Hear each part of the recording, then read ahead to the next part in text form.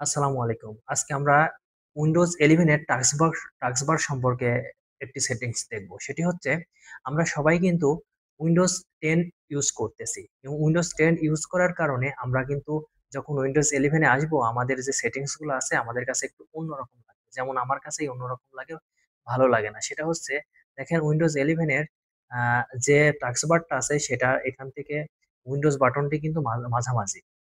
এক কথায় স্টার্ট বাটনটি আছে মাঝখানে।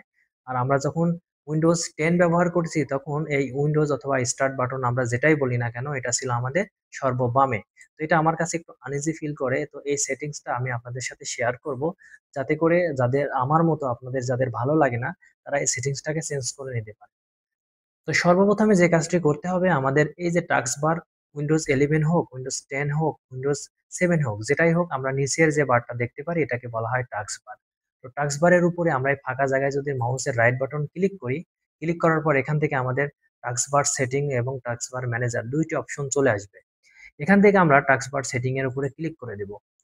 টাস্কবার সেটিং এর উপর ক্লিক করে দেওয়ার পর এখান থেকে আমরা যদি স্ক্রল করে একটু নিচের দিকে যাই, নিচের দিকে গেলে পরে দেখেন দেখা যাবে এখানে টাস্কবার বি বিহেভিয়ার। বিহেভিয়ার এর উপরে আমরা এখানে কি করব? এখান থেকে আমরা ক্লিক করে দেব।